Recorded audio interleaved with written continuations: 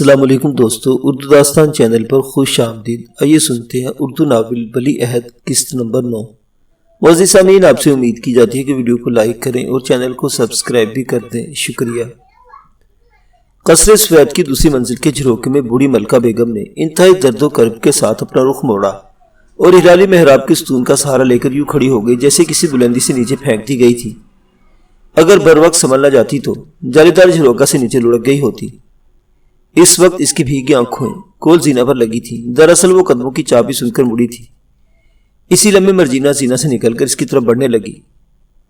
مختلف صدمات سے وہ بے حد نحیف و کمزور ہو گئی تھی۔ خامد کی وفات کے صدمہ اور بیٹی کی جدائی کے غم پنہا نے اسے وقت سے پہلے ہی بوڑھی کر دیا تھا، لیکن 48 سالہ کنیز خاص مرجینہ اس کے مقابلے میں اب بھی جوان نظر آتی تھی۔ معلوم ہوتا تھا وقت کے تغیر پذیر اثرات نے اس کے چہرے پر عمر کے علاوہ کوئی خاص تبدیلی نہیں کی۔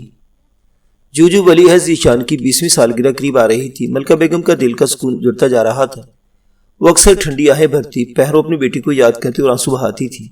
اس نے کئی مرتبہ سردار جگو کی تلاش میں آدمی روانہ کیے تھے۔ آخری اطلاع کے مطابق خانہ بدوشوں نے اپنا مستقل مسکن بھی اٹھا لیا تھا اور اب سردار کی طرح اس کا قبیلہ بھی لاپتہ ہو گیا تھا۔ غالباً یہی صدمہ ملکہ بیگم کی روح کو سوکھی لکڑی کی مانند جلائے جا رہا تھا۔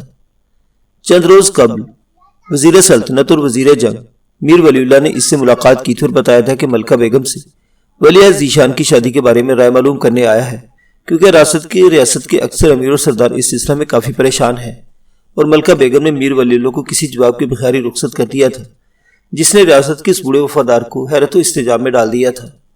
وہ خود کئی روز سے اس سوال پر غور کر رہی تھی۔ ریاست کے قانون کے مطابق ولی عہد کو 18 سال کی عمر میں اپنی بیوی کا انتخاب کر لینا چاہیے تھا، مگر شہزادہ قاسم 20ویں سال کو پہنچ رہا تھا اور ابھی تک اس کی شادی کا فیصلہ نہ ہو پایا تھا۔ ریاست کے بعض امیر جن کی لڑکیاں خوبصورت اور جوان تھیں، ملکہ بیگم کو اشاروں کنائیوں میں توجہ دلا چکے تھے۔ محل سرا میں حسین و ماتلت خانزادیوں کی آمد بے وقت اور بے وجہ نہ تھی۔ ان میں کتنی نوجوان شہزادے کی محبت میں اندر ہی اندر سلگ رہی تھی۔ بعض تو اسے ایک نظر دیکھ لینے کی خاطر کنیزوں کے ہمراہ محل سرا میں آ جاتی تھی۔ لوگ بھی ولی عہد کے متعلق مختلف قیاس آرائیاں کرنے لگے، لیکن ملکہ بیگم کے دل کا راز کوئی نہ پا سکا تھا۔ وہ راتوں کو سوئی سوئی جاگ اٹھتی، وحشت انگیز خوابوں اور منتشر خیالوں نے اس کی نیندیں لوٹ لی تھی۔ وہ مسلسل کئی دن سے شہزادہ قاسم کی شادی کے مسئلہ پر غور کر رہی تھی، اور آج اسے وفادار مرجینہ کو محض اسی لیے بلایا تھا کہ اس کی رائے دریافت کر سکے۔ مرجینہ نے مالکن کی آنکھوں میں تیرتے پانی کو دیکھا اور دل محسوس کر رہ گئی۔ وہ اس کا دکھ جانتی تھی، لیکن قدرت نے ملکہ بیگم کے دل پر کچھ ایسے چرکے لگائے تھے کہ اسے دیکھ کر خود مرجینہ بھی کچی ٹہنی کی طرح لرز جاتی تھی۔ جو ہی وہ غلام گردش سے گزر کر جھروکے میں پہنچی، ملکہ بیگم کا لرزتا کپکپاتا ہاتھ اس کے شانے پر پڑا اور گلوگیر آواز میں بولی، مرجینہ مجھے مشورہ دو، میں کیا کروں؟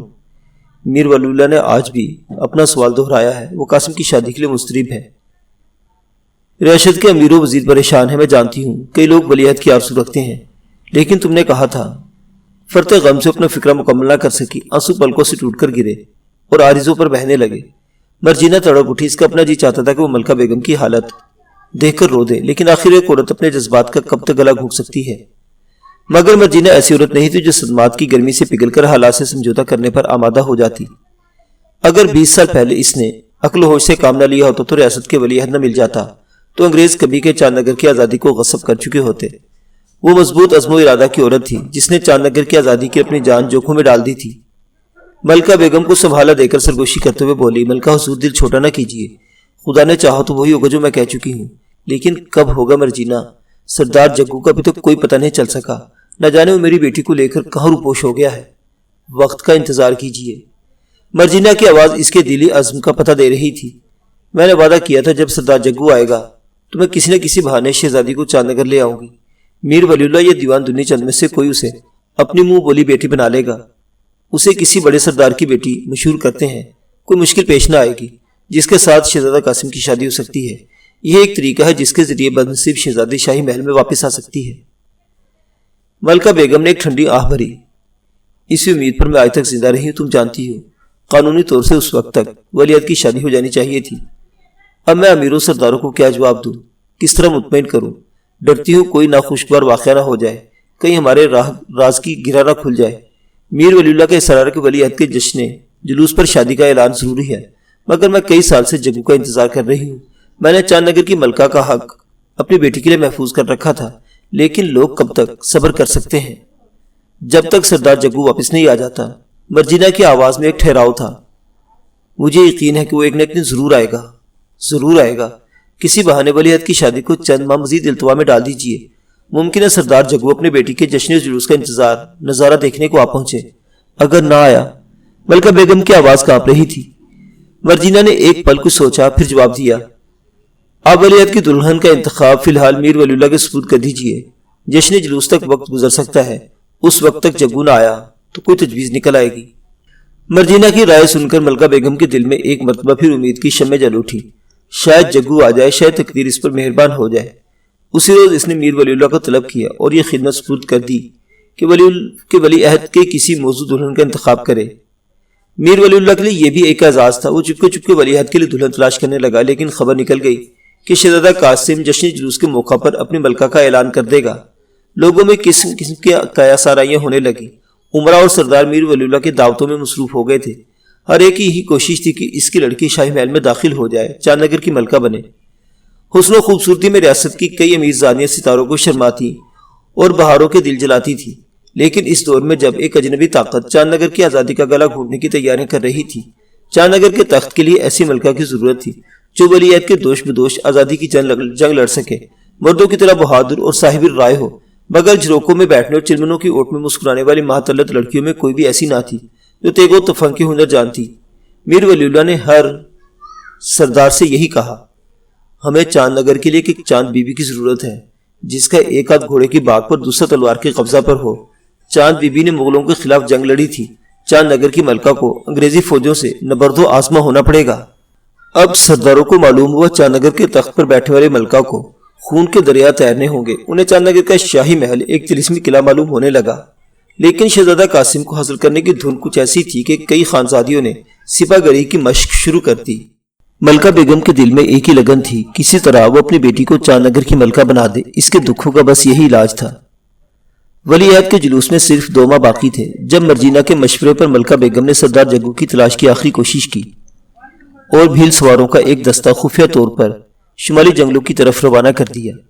اس دستہ کی نگرانی محل سرا کے بوڑھے بھیل محافظ حیدری کے سپرد کی گئی تھی، جو گزشتہ 25 سال سے کمال وفاداری اور جانسپاری کے ساتھ شاہی محل کی حفاظت کا فرض ادا کر رہا تھا۔ روانگی سے قابل ملکہ بیگم نے حیدری کو قصر سفید میں بلایا اور خانہ بدوشوں کے متعلق بعض خاص ہدایات دی۔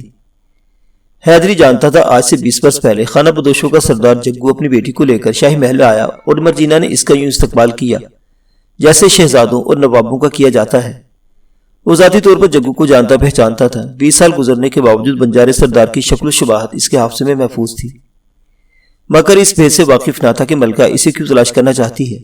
مرجینہ نے تاکید کی، حیدری، سردار جگو کی تلاش ہر قیمت پر ضروری ہے۔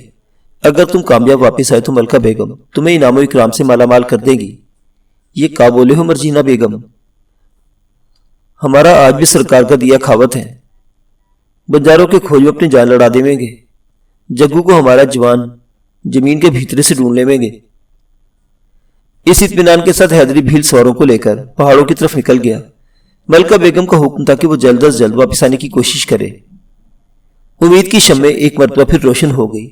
بھیل تو چوہوں کی طرح زمین کی چھاتی میں بھی سیند لگانے سے نہ چوکتے تھے، اس لیے ملکہ بیگم اور مرجینہ دونوں مطمئن تھی کہ حیدری کامیابی کی خوشخبری لے کر لوٹے گا۔ دونوں بڑی بے تابی اور بے چینی سے اس کی واپسی کا انتظار کرنے لگی۔ انہی ایام میں میر ولی اللہ نے بیگم ملکہ سے ملاقات کی اور بتایا کہ چاند نگر کی خانزادیوں سے کوئی چاند بی بی نہیں مل سکی۔ ملکہ بیگم نے وفور جذبات میں بولی، ولی اللہ، میری نظر میں ایک ایسی چاند بی بی ہے، اگر مل گئی تو میں اسے تمہاری بیٹی بنا دوں گی اور تمہارے گھر قاسم کی بارات لے کر آؤں گی۔ ولی اللہ پوچھتا ہی رہ گیا، وہ قابل فخر لڑکی کون ہے جسے ملکہ کی نگاہوں نے اپنی بہو منتخب کر لیا ہے؟ لیکن ملکہ بیگم کوئی جواب دیے بغیر تیزی سے پردوں کی اوٹ میں غائب ہو گئی۔ پورے 15 دن کے بعد پہاڑوں کی سمت دھول اڑتی نظر آئی اور ملکہ بیگم کی نظروں نے حیدری کو اپنے سواروں کے ہمراہ لوٹتے دیکھا۔ وہ بڑی بے تابی سے قصر سفید پہنچی جہاں بوڑھا حیدری اپنی ناکامی کی خبر سنانے کے لیے سر نہوڑے کھڑا تھا۔ اس نے کہا، ملکہ حضور، ہمارا جوان جنگل کا کونا کونا چھان رہے ہیں، پر سمال کے جنگلوں میں جگو بنجارہ نہ ہی نظر آوے۔ جو بنجارہ دلت یہی کہوت کہ ہم سردار کو نہیں جانت، وہ اپنی بیٹی کے سنگ پردیس سے لگی ہو، اب یہ پلٹ کر نہیں آوت۔ یہ خبر بجلی کی طرح ملکہ بیگم کے دل پر گری۔ حیدری نے دیکھا اس کی آنکھوں سے آنسو کے موٹے موٹے قطرے گرے اور رخساروں پر بہنے لگے۔ بوڑھے بھیل کے لیے منظر قیامت آفری تھا۔ اس نے چاہا کہ وہ آگے بڑھ کر اپنی محسن ملکہ کے قدموں سے لپٹ جائے، مگر اسی لمحے بیگم نہایت خاموشی کے ساتھ پلٹی اور چپ چاپ کمرہ ملاقات سے نکل گئی۔ حیدری بت بنا کھڑا رہا۔ وہ یہ معمہ سمجھنے سے قاصر تھا کہ سردار جگو کی خبر نہ ملنے کی خبر سن کر ملکہ کی آنکھوں سے آنسو کیوں بہہ نکلے تھے۔ اسے محسوس ہو رہا تھا وہ آنسو نہیں بلکہ ایک عورت تھی جو سوزے غم سے پگھل کر تھر تھرانے والے ستاروں میں ڈھل گئی تھی۔ بھیل سردار سر سے پاؤں تک کانپ اٹھا۔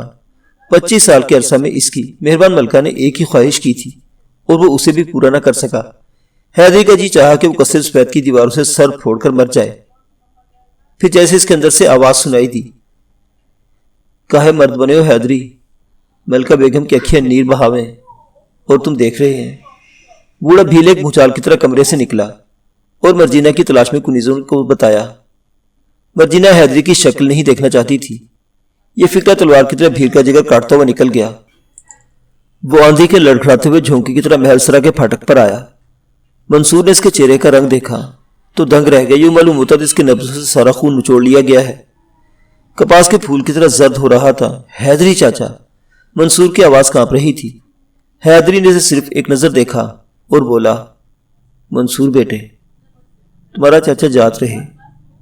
چاند نگر کی دھرتی حیدری کے واسطے دوجخ بن گئی ہوں۔ اگر مرجینہ پوچھ تو کہہ دیجیے حیدری چاچا اب چاند نگر میں جگو بنجارہ کے سنگ آوت نہیں تو ڈوب مرت ہے۔ یہ کہہ کر بوڑھے بھیل اپنی توڑے دار بندوق کندھے سے لٹکائی، نیزہ سنبھالا اور اچھل کر گھوڑے پر سوار ہو گیا۔ منصور اور محل سرا کے بھیل سپاہی سے دیکھتے ہی رہ گئے، مگر حیدری کا گھوڑا نیلم ندی کی طرف اٹھتا چلا گیا۔ چاند نگر کے محل سرا کے جھروکے سے مرجینہ نے حیدری کو نیلم ندی کا پل پار کرتے اور شمالی راستے کے پیچ و خم میں غائب ہوتے دیکھا۔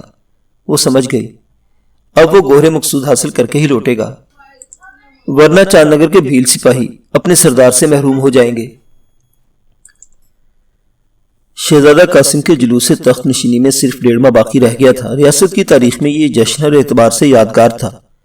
اول تو اس روز شہزادہ کی زندگی کے 20 سال پورے ہو رہے تھے، دوسرا اسی دن وہ ایک آزاد حکمران کی حیثیت سے تخت حکومت پر جلوس فرمانے والا تھا، اور چاند نگر کی ریاست میں یہ کوئی معمولی واقعہ نہ تھا۔ تیسرے میر ولی اللہ کی اطلاع کے مطابق اسی مبارک تقریب پر ملکہ بیگم شہزادہ قاسم کی دلہن کا اعلان کرنے والی تھی۔ گویا 3 خوشیاں اکٹھی ہو رہی تھی۔ شہزادہ قاسم کے تعلیقوں کے بقول وہ ہر فن میں طاق ہو چکا تھا، اور ملکہ بیگم کے حکم پر وزیر سلطنت جعفر نے بہادری کے مقابلوں کا اعلان کر دیا۔ جو لوگ شہزادہ سے فنون سپا گیری کے مقابلہ جیت لیں گے، انہیں حکومت کی طرف سے انعام و اکرام دیا جائے گا۔ اس اعلان کے پیش نظر نہ صرف چاند نگر بلکہ ریاست کے اکثر شہروں میں بھی بہادر مقابلوں کی تیاریاں کر رہے تھے۔ چاند نگر کی تاریخ میں اس قسم کے مقابلے پہلی بار منعقد ہو رہے تھے، اس لیے ہر طرف ایک جوش و خروش پایا جاتا تھا۔ انگریز ریزیڈنٹ اس تقریب کی نوعیت کو سمجھتا تھا، لیکن فوجی مقابلوں کا اعلان اس کے نزدیک لوگوں کو قومی اسپرٹ کا اظہار تھا، اسے پسند نہ تھا۔ چاند نگر کے عوام بہادری اور آزادی کی پرستش کرتے ہیں، مگر انگریزی نقطہ نظر سے اس قسم کے مظاہرے نئی حاکم قوم کے لیے چیلنج کی حیثیت رکھتے تھے۔ اس نے وزیر سلطنت سے ملاقات کی اور ان مقابلوں کے متعلق وضاحت طلب کی۔ اس نے بتایا، اس تقریب کی حیثیت ایک میلے سے زیادہ کچھ نہیں، مگر یہ ایک فوجی اجتماع ہوگا۔ مجھے امید ہے اجتماع میں قوم نے سرکار کے خلاف کسی نفرت کا اظہار نہ کیا جائے گا۔ جعفر نے ریزیڈنٹ کو مطمئن کر دیا، پھر بھی کرنل کلوٹ نے خطرہ کا اظہار ضروری سمجھا۔ اس قسم کے مواقع پر مشتعل جلوس ریزیڈنسی پر حملہ کرنے سے بھی نہیں رہتے۔ اگر حکومت کو کوئی اعتراض نہ ہو تو اپنی حفاظت کے لیے میں تھوڑی سی سپاہ طلب کر لوں۔ کرنل کلوٹ، بلکہ اس کی اجازت نہ دے گی، مگر آپ مطمئن رہیں کہ فوج ریزیڈنسی کی حفاظت کرے گی اور کوئی ناخوشگوار واقعہ پیش نہیں آئے گا۔ دراصل انگریز کسی نہ کسی بہانے چاند نگر کے انگریزی سپاہ داخل کرنا چاہتا تھا، لیکن ریزیڈنٹ کی تجویز اور درخواست ٹھکرا دی گئی۔ جو جلوس کے دن قریب آ رہے تھے، ملکہ بیگم کی حالت بگڑتی جا رہی تھی۔ اسے اپنی بیٹی کے متعلق ابھی تک کوئی اطلاع نہ مل سکی تھی۔ بھلا وہ کب تک کس کے سہارے زندہ رہے گی؟ جشن جلوس اس کی قسمت آزمائی کا آخری موقع تھا، اور وہ جانتی تھی اگر اس کی بیٹی اس موقع پر اسے محروم رہی تو شاید تقدیر اسے پھر شاہی محلوں میں نہ لا سکے، کیونکہ قانون ریاست کے مطابق جشن جلوس کی تقریب پر نئے ملکہ کا انتخاب ہو جانا چاہیے تھا۔ وہ انتخاب کو ٹالنے کی جرات نہ کر سکتی تھی۔ کسی نہ کسی لڑکی کو ملکہ چاند نگر کی حیثیت سے شاہی محل میں داخلہ لازمی تھا۔ یوں تو اسے میر ولی اللہ کو شہزادہ کی دلہن منتخب کرنے کا حق دے دیا تھا، مگر اندر ہی اندر دل پر چھریاں چل رہی تھی۔ اسے یوں محسوس ہو رہا تھا جیسے اپنی مظلوم و مجبور بیٹی کا حق چھین رہی ہے، مگر بدنصیب شہزادی کا حق تو اول روز سے ہی چھین لیا گیا تھا۔ اس اذیتناک احساس نے ماں کے دل پر ایک اور ستم ڈھایا۔ شاید تقدیر ایک ملکہ کی مجبوریوں کا مذاق اڑانے پر تل گئی تھی۔ میر ولی اللہ بھی دن رات اپنے حسین فرض کی ادائیگی میں کوشاں اور چاند نگر کے امیر زادوں کے متعلق مزید معلومات حاصل کر رہا تھا، لیکن ملکہ بیگم کے چہرے پر محیب تفکرات نے سائے ڈال دیے تھے۔ غم پنہا کی چھری کلیجے کو کاٹتی جا رہی تھی۔ اب تو آنکھوں میں آنسو کے سوتے بھی جیسے خشک ہو گئے تھے۔ خالی خالی ویران سی نظروں سے آسمان کی طرف دیکھتے اور دکھتے دل کے ساتھ فریاد کرتی، الہی تیرا انصاف کہاں ہے؟ جلوس تخت نشینی میں پورا ایک ماہ باقی تھا جب سپہر کے وقت درویا سنوبروں کی سڑک کو چھوڑ کر ایک فٹن چاند نگر کی نئی آبادی کی طرف مڑ گئی اور بگولی کی طرح اٹھتے ایک عالی شان 2 منزلہ عمارت کے سامنے آ کر رکی۔ کوتوان کے ساتھ بیٹھے ہوئے ایک بندوق بردار محافظ نے چھلانگ لگائی اور جلدی سے فٹن کا دروازہ کھول کر پرے ہٹ گیا۔ دوسرے لمحے فٹن کے اندر سے ایک حسین و جمیل اور شوخ و شنگ سی نازنین نکلی جس کے سڈول و متناسب بدن پر مشرقی شہزادیوں کا سا قیمتی لباس تھا۔ چہرے مہرے، چال ڈھال، غلافی آنکھوں، سیاہ ریشمی زلفوں سے صاف ظاہر تھا کہ کوئی عیشے دوشیزہ ہے۔ اس کی خوبصورت سرمگی آنکھوں میں بلا کی چمک تھی جیسے کوئی ہیرا دمکتا ہے۔ حسین آرزوں پر شفق سی پھولی تھی، رفتار میں ایک وقار لباس اور رکھ رکھاؤ سے کوئی شہزادی معلوم ہوتی تھی۔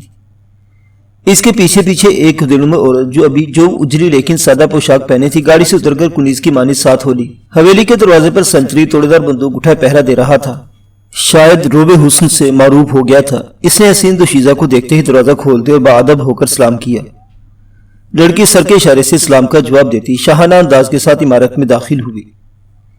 ابھی غلام گردش سے دوری تھی کہ ایک سفید فام آدمی تیز تیز قدموں سے چلتا برآمدے سے نکلا اور پیشوائی کے لیے آگے بڑھا۔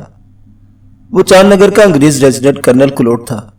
اس نے قریب پہنچ کر لڑکی کو سلام کیا، ہاتھ ملایا اور معذرت امیز انداز میں کہا، معاف کیجیے مس فوزی، مجھے اطلاع دی گئی تھی کہ آپ شام کے وقت پہنچے گی، ورنہ میں استقبال کے لیے گیٹ پر موجود ہوتا۔ حسین دوشیزہ نے مسکرا کر مسٹر کلوٹ کی طرف دیکھا۔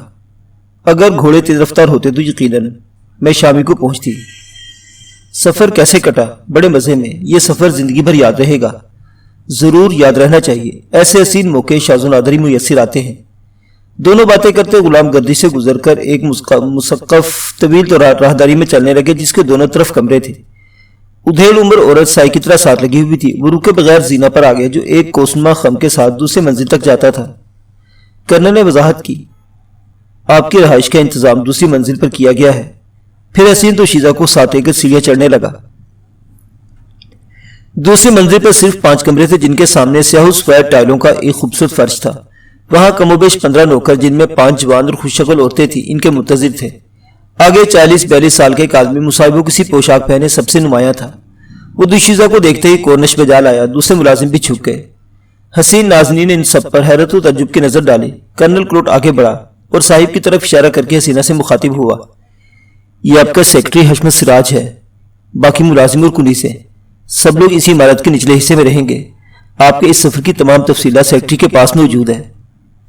ماہ جمال لڑکی نے غور سے سیکرٹری کی طرف دیکھا، پھر کنیزوں کے درمیان گزر کر چھوٹی چھوٹی محراب والی غلام گردش کی طرف بڑھی۔ کرنل کلوٹ اسے ساتھ لے کر ایک بے حد آراستہ و پیراستہ کمرے میں داخل ہوا جس میں 18ویں صدی عیسوی کے نوابی محل سراؤں کا تمام سامان آرائش موجود تھا۔ دروازوں اور دریچوں پر گلابی ریشم کے پردے لٹک رہے تھے۔ دیواروں پر جگہ جگہ خوبصورت مناظر کی تصویریں آویزہ تھی۔ فرش پر سرخ و نیلے رنگ کے دبیز ایرانی قالین بچھے تھے۔ چمکدار کرسیاں خاص ترتیب سے سجائی گئی تھی۔ کمرے کے وسط میں چھت کے ساتھ ایک بہت بڑا بلوری فانوس لٹک رہا تھا جس میں 3 درجن شمعدان بنے ہوئے تھے۔ فانوس کے نیچے فرش پر 4 فٹ عریض اور 7 فٹ طویل ایک سندلی تخت پر قرمزی مخمل کا گدیلا بچھا تھا۔ لڑکی نے کمرے کا جائزہ لیا، پھر مخملی گدیلے پر نیم دراز سے لیٹ گئی۔ کرنل کلوٹ بھی کرسی گھسیٹ کر اس کے پاس آ بیٹھا۔ معلوم ہوتا آپ تھک گئی ہیں، سفر بھی تو بہت تھا۔ کوئی خاص تھکاوٹ نہیں، لیکن آپ نے تو کمال کر دیا، آرام و آسائش کی ہر چیز مہیا کر دی۔ جگہ پسند آئی؟ بے حد۔ چاند نگر ایک قابل دید مقام ہے۔ کرنل کلوٹ اسے معنی خیز نگاہوں سے دیکھتا رہا۔ معلوم ہوتا تھا دوشیزہ کی غیر معمولی حسن و شباب نے اس کے دل پر خاص اثر کیا ہے۔ آنکھوں کی چمک اس کے اشتعال انگیز جذبات کا پتہ دے رہی تھی، مگر اپنے آپ کو سنبھال کر بڑے تحمل سے گفتگو کرنے لگا۔ مجھے امید ہے آپ اپنے مقصد میں کامیاب ہوں گی۔ میں نے زندگی میں ناکام ہونا نہیں سیکھا کرنل، وہ پرسوک لہجے میں بولی۔ اگر خود پر بھروسہ نہ ہوتا تو اتنے خطرناک کام میں ہاتھ نہ ڈالتی۔ بس کل سے کام شروع کر دیں، آپ کو تفصیل کا تو علم ہوگا۔ جی ہاں، لڑکی نے فوراً جواب دیا۔ پھر سرگوشانہ لہجے میں بولی، کیا آپ نے مہر کا انتظام کر لیا؟ میں اپنا کام کل پر نہیں چھوڑتا۔ کرنل کلوٹ کی آواز بھی بدل گئی تھی۔ اس نے جیب سے سونے کی خوبصورت مشتری نکالی جس کے گول بیسوی نگینا میں ایک مہر نظر آ رہی تھی۔ ریزیڈنٹ نے انگشتری اس کی طرف بڑھا دی اور کہنے لگا، یہ اصل مہر تو نہیں، لیکن کاریگر نے جان ہتھیلی پر رکھ کر تیار کی ہے۔ شاہی مہر محمد کے بہانے صرف ایک پہر کے لیے اس کے پاس پہنچائی گئی تھی۔ بس اس وقت میں سنار نے نقل اصل کے مطابق تیار کر دی۔ اگر ولی عہد بھی اسے دیکھ لے تو دھوکہ کھا جائے۔ آپ کو اس انگوٹھی کی خاص طور سے حفاظت کرنا ہوگی۔ پھر ایک ثانیہ ٹھہر کر ریزیڈنٹ نے اسے توجہ دلائی، یہ بات بھی یاد رہے، ولی عہد کبھی اپنی مہر سے غافل نہیں رہتا۔ لڑکی کے سرخ ہونٹوں پر ایک دلنواز تبسم رقص کرنے لگا۔ مہر تو کیا، مجھ سے ملنے کے بعد وہ اپنے آپ سے بھی غافل ہو جائے گا۔ اس میں کیا شک ہے کہ آپ کا حسن اچھے والے آدمی کی عقل و ہوش سے بیگانہ کر دیتا ہے۔ لڑکی اپنی تعریف سن کر پھر مسکرائی اور تیز نگاہوں سے کلوٹ کی طرف دیکھنے لگی۔ کرنل، آپ اپنے ہوش پر قابو میں رکھیے، اگر آپ نے بھی ہوش کھو دیے تو چاند نگر میں مجھے کفن بھی نصیب نہ ہو سکے گا۔ اس طنز کو سن کر ریزیڈنٹ کے چہرے پر کھسیانی ہنسی کی لہریں ابھرنے اور ڈوبنے لگی۔ لڑکی کا حسن ایسا ہی کشش انگیز تھا کہ ایک زاہد مرتاض بھی ہوش کھو بیٹھے، مگر کرنل کلوٹ کھمبا نوچنے کی کوشش کی۔ میری فکر نہ کیجیے مس فوزی، میں نے زمانہ دیکھا ہے، میرے ہوش آسانی سے خطا نہیں ہو سکتے۔ میرا مقصد صرف یہ تھا کہ آپ کا غیر معمولی حسن پرنس کو بے چین کر دے گا، اور مجھے دراصل آپ کی فکر پڑ گئی تھی۔ کرنل کلوٹ ماتھے کا پسینہ پونچھتا کھڑا ہو گیا۔ اس نے محسوس کیا کہ لڑکی بہت تیز ہے۔ وہ اپنے آپ کو سنبھال کر بولا، اب مجھے یقین ہو گیا ہے، آپ نے ہوشیاری سے کام کیا تو کامیابی یقینی ہے، لیکن آپ کی مدد کے بغیر کچھ نہ کر سکوں گی۔ چاند نگر گورنمنٹ کو آپ کے عمل سے مطلع کر چکا ہوں۔ شاہی مہمان اکثر محل سرا میں قیام کرتے ہیں، مگر میں نے شہزادہ قاسم کو خبر دی تھی شہزادی اس حویلی میں قیام پذیر ہوں گی۔ ممکن ہے کوئی سرکاری آدمی آپ سے ملنے آ جائے، اس لیے مجھے نکل جانا چاہیے۔ میں گورنمنٹ کو بتایا ہے شہزادی نجی دورے پر آئی ہیں، بالکل مطمئن رہیے، یہ سب آدمی بھروسے کے ہیں۔ سیکرٹری حشمت سراج آپ کی پوری مدد کرتا رہے گا۔ حسین فوزیہ اچانک پریشان نظر آنے لگی۔ آپ سے دوبارہ کب ملاقات ہوگی؟ میں دور نہیں، ریزیڈنسی کی عمارت اس حویلی سے قریب ہے، موقع محل دیکھ کر میں خود ملتا رہوں گا۔ اگر کوئی خاص کام ہو تو آپ سیکرٹری کی معرفت اطلاع بھیج سکتی ہیں، میں فوراً پہنچ جاؤں گا، لیکن ہر قدم بڑی احتیاط سے اٹھائیے، اور یہ نہ بھولیے چاند نگر کی دیواریں بھی کان رکھتی ہیں، معمولی سی غلطی خطرناک نتائج پیدا کر دے گی۔ یہ کہہ کر کرنل کلوٹ جانے کے لیے مڑا۔ گڈ بائے، خدا حافظ۔ خدا حافظ۔ حسین فوزیہ نے ہاتھ ملا کر کرنل کلوٹ کو رخصت کر دیا۔ وہ اپنے جسم میں کاغذی لیے کمرے سے نکل گیا۔ لڑکی کچھ دیر کھڑی سے دیکھتی رہی، پھر ہولے ہولے مخبولی گدیلے کے پاس آئی اور ٹوٹے بدن کے ساتھ گدیلے پر گر گئی۔ معلوم ہوتا تھا سفر نے واقعی اسے تھکا دیا ہے، مگر آرام شاید اس کی قسمت میں نہ تھا۔ اب اس صفحہ پر اس نے انگڑائی توڑی تھی کہ دیر مرد پردے کی اور سے نکل کر قریب آ گئی اور سرگوشہ نے لہجے میں بولی، بیٹی یہاں تو سب کا میری توقع سے بڑھ کر نکلے۔ کرنل صاحب سے کیا کیا باتیں ہوئی؟ لڑکی کے چہرے پر فکر کے سائے رینگنے لگے۔ بڑی مدھم آواز میں بولی، سب کام تیار ہے ماں، وہ کہتے ہیں آج آرام کل سے کام، خدا تجھے کامیاب کرے۔ لڑکی پھر گہری سوچ میں ڈوب گئی۔ گفتگو اتنی نرم اور مدھم آواز میں ہوئی تھی کہ کمرے کی دیواریں بھی سن نہ سکی ہوں گی۔ اسی لمحے ایک کنیز کمرے میں داخل ہوئی اور دروازے کے پاس ہی سر جھکا کر کھڑی ہو گئی۔ اس نے اطلاع دی، غسل کے لیے پانی تیار ہے۔ فوزیہ اچھل کر کھڑی ہو گئی، اشارے سے کنیز کو اپنے قریب بلایا۔ کیا نام ہے تمہارا؟ کنیز کو گلنار کہتے ہیں۔ گلنار بہت اچھا نام ہے، ہمیں پسند ہے، ذرا نوازی کا شکریہ۔ پھر فوزیہ کنیز کے ہمراہ غسل خانے کے لیے چلی گئی اور ادینم اور رتب صندوقچہ دوسرے کمرے میں رکھوانے لگی، جنہیں دو نوکر فٹن سے اتار کر لائے تھے۔ سورج کی آخری کرنیں حویلی کی دوسری منزل کے در و بام پر سسک رہی تھی، جن میں ڈوبتے آفتاب کی تمازت مچل رہی تھی۔ ان کی روشنی میں دریچوں کے نیلے، سرخ اور سبز شیشے قندیلوں کی طرح منور ہو گئے۔ ان کے مختلف رنگین روشنیوں کے عکس کمرے کو ایک الف لیلوی قصر میں تبدیل کر رہے تھے۔ شام تک چاند نگر کے اعلیٰ حلقوں میں یہ خبر گشت کر رہی تھی کہ ریاست گلیار کی شہزادی فوزیہ سلطانہ سیر و تفریح کے لیے چاند نگر آئی اور نئی آبادی کی عالیشان حویلی میں فروکش ہوئی ہے۔ گلیار مشرقی گھاٹ کی ایک گمنام سی ریاست تھی، جس کا نام بھی اکثر لوگوں نے نہ سنا ہوگا۔ ریاست کی ایک اعلیٰ ہستی چونکہ اچانک ہی چاند نگر کی مہمان ہوئی تھی، جس کے رہائش کا اہتمام انگریز ریزیڈنٹ کرنل کلوٹ نے بنفس نفیس کیا تھا۔